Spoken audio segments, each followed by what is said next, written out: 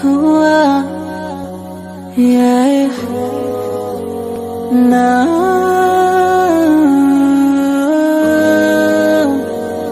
है ये।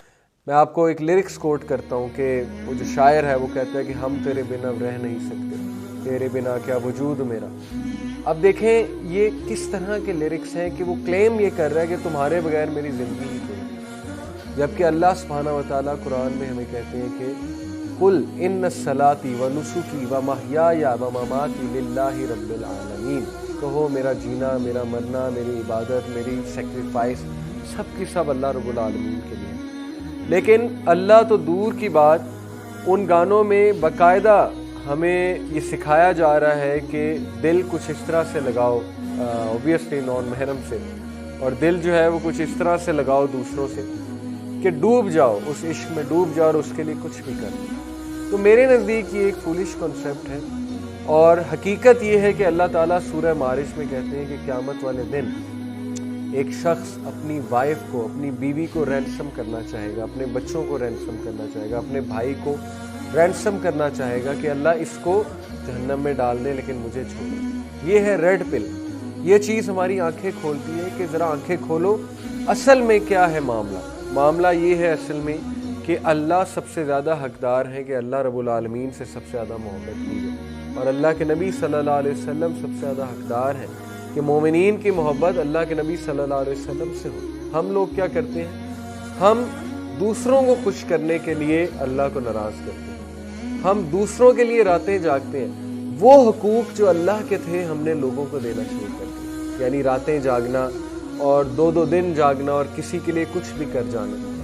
तो ये अल्लाह के हुकूक हैं, और अल्लाह के हुकूक ये हम निभाएंगे तो अल्लाह हमें ज़िंदगी में बहुत कुछ देंगे। लेकिन अगर ये हुकूक मिसिंग है, अगर ये चीज़ें हम महबूब के लिए तो कर रहे हैं, अपने माशूक के लिए तो कर रहे हैं, और अल्लाह रब्बुल आलमीन को हम बिल्कुल भी वक्त नहीं दे रहे, और हमारी ज़िंदगियों में 1% भी स्पिरिचुअलिटी शामिल नहीं है, दीन शामिल नहीं है, अल्लाह रसूल से मोहब्बत शामिल नहीं है, हाउ कैन वी एक्सपेक्ट कि हम फितनों से बचेंगे? हाउ कैन वी एक्सपेक्ट कि हमारी ज़िंदगी में बैलेंस होगा, हमारी ज़िंदगी में कंपोजर होगा? इसी तरह कुछ लिरिक्स में बाकायदा शिर्क के एलिमेंट्स होते हैं कि तुझ में रब दिखता है। ये कुछ लिरिक्स हैं बॉलीवुड के सॉन्ग्स के। तो बात यही है ना कि वो अपने मुताबिक बना रहे हैं, उनके नज़दीक इसमें कोई हर्ज नहीं है क्योंकि उनका खुदा का तसव्वुर ही कुछ और है। बट जो मुसलमान इनको सुन रहे हैं, इन गानों को, इनको सुनकर रिपीट कर रहे हैं, और शिरकिया अल्फाज हैं इन गानों में, तो कितना हमारा अकीदा जो है वो ख़राब हो रहा है। यानी रब के साथ कंपेयर किया जा रहा है महबूब को। How is it possible?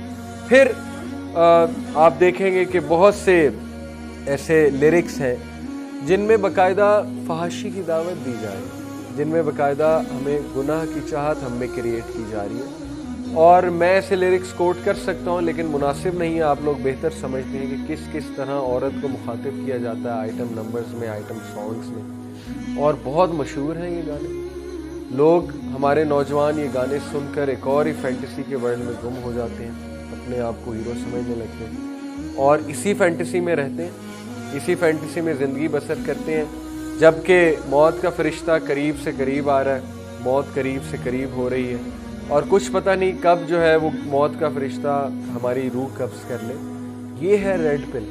लेकिन ऐसी बातें ऑफ कोर्स हमें पसंद नहीं। ऐसी बातें जब हम करें कहीं तो ज़ाहिर है लोग कहते हैं कि आप डराने वाली बातें ना करें बल्कि आप कोई अच्छी अच्छी बातें करें। तो ये बातें रियलिटी हैं, और बॉलीवुड आपको ब्लू पिल दे रहा है। उन्होंने एक फैंटेसी का वर्ल्ड आपके सामने क्रिएट कर दिया है, लेकिन कुरान और हदीस आपको रेड पिल देती है, हमारी आंखें खोलती है कुरान और हदीस, और हमें हर वक्त अलर्ट रखती है कुरान और हदीस के। अलर्ट रहो, क्योंकि फितनों से मुकाबला करना है तो तुम्हें अलर्ट रहना पड़ेगा। और मैं आपको कुछ और मिसालें देता हूँ बॉलीवुड के सॉन्ग्स में कि बहुत से सॉन्ग में शिकवा भी होता है, अल्लाह से शिकवा होता है, रब से शिकवा होता है। तो मिसाल के तौर पे किसी को कोई चीज़ नहीं मिली तो फिर वो अल्लाह से शिकवा कर रहा है। एक्टर, उसकी शादी नहीं उस जगह जहाँ वो करना चाहता है, महबूब नहीं मिला, तो अब रब से शिकवा है। और रब से शिकवा कौन करता है? रब से शिकवा वही करता है जो रब को समझता नहीं है, क्योंकि अल्लाह सुब्हानहू व तआला ने तो कहा ना कि बेशक अल्लाह लोगों पे जुल्म नहीं करता, लोग खुद अपने ऊपर जुल्म करते हैं। تو اللہ کی وجہ سے تو وہ محبوب آپ کے ہاتھ سے نہیں ہے نا. اللہ نے تو منع کیا پہلے ہی کہ اس چیز میں پڑھو ہی نہ. جو تمہیں سائیکولوجیکل ڈسٹریس دے, لوگ اس چیز میں قید ہو جاتے ہیں, لٹرلی اگلے کے قیدی بن جاتے ہیں اور اس بیماری کا شکار ہو جاتے ہیں. عشق کا بعد میں وہ ڈسٹریس میں چلے آتے ہیں, ڈپریشن میں چلے جاتے ہیں جب انہیں وہ مقصد حاصل نہیں ہوتا, یا وہ اس حد تک غلام بن جاتے ہیں کہ ہر وقت ان کے سر پہ وہی انسان سوار ہوتا ہے. ان کی پڑھائی بھی ڈسٹرب ہوتی ہے, ان کے ڈیلی کے کام بھی ڈسٹرب ہوتے ہیں. تو یہ عقیدہ کہاں سے خراب ہو گیا؟ مسلمان کا تو مقصد ہی کچھ اور تھا. یہ عقیدہ گانوں سے خراب ہوا ہے. گانے سن سن کے ہمارا عقیدہ ہی اور زندگی کا فلسفہ ہی کچھ اور بن گیا. تو ہمیں سیکھنے کی بات یہ ہے کہ اگر ہم وہی گانے سنتے رہیں گے اور اس فینٹیسی کے ورلڈ میں رہیں گے, اس ببل میں رہیں گے, اس بلبلے میں رہیں گے اور بلبلے سے باہر نہیں آئیں گے, تو کیا ہوگا؟ نقصان ہمارا ہوگا. ہم اسلامی فلسفے سے دور جاتے رہیں گے اور جو دوسرا فلسفہ ہے, یعنی کہ جو بالی ووڈ کا فلسفہ ہے, جو باطل فلسفہ ہے, وہ ہم پہ حاوی ہو جائے گا. اور پھر اینڈ میں کیا ہوگا؟ اینڈ میں ظاہر ہے کہ ہم فتنوں سے نہیں بچ سکیں گے اور ہم ڈسٹریس میں پڑ جائیں گے. پھر ہم روئیں گے, پھر ہم شکایت کریں گے کہ میری زندگی میں اتنے مسئلے مسائل کیوں ہیں. تو پہلے سے آپ کو وارن کیا جا رہا ہے کہ اسلام پہ عمل کریں. اسلام کے ہر حکم میں حکمت ہے.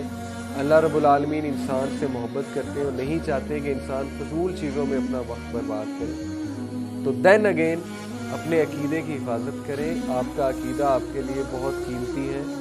آپ اپنے عقیدے کی خرابی مت مول لیں اپنے ہی ہاتھوں. ایسے گانے, ایسی انٹرٹینمنٹ اپنے آپ کو نہ دیں جو ہمارے عقیدے کو ویک کرے.